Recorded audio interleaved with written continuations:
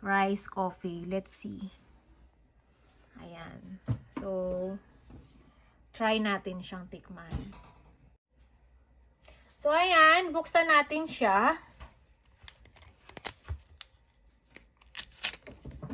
Ayan. Ayan. Ganyan po yung pagkaano niya. Hitsura. Super mukhang coffee din. So, ayan. Try natin. Amuyin ko nga muna. Bango. Amoy soya nga. So, kuha tayo ng ganito kadami. Nilagay natin dito. Ayan.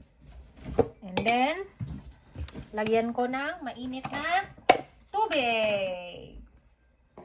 Ayan.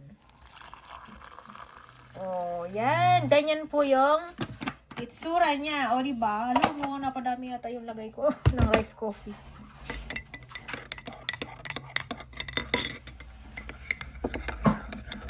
Ayan, halo-halo lang siya.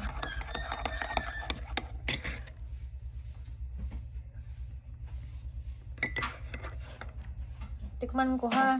Ang bango.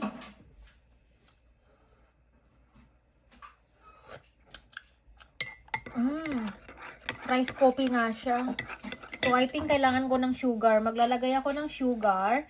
And then, maglalagay ako ng coconut oil. So, ayan. Mapait siya. Coffee talaga. Coffee rice talaga siya. So, maglalagay ako ng kutsara. May asukal. So, mix natin siya. Ayan. Tikman natin ulit kung ano ang lasa, kung pwede na. Kasi mapait siya kanina eh. So, ayan. Perfect na.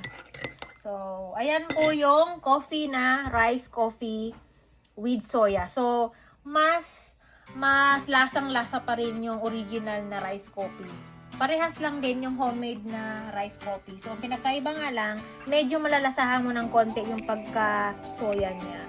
So, ayan siya. Tapos, maglalagay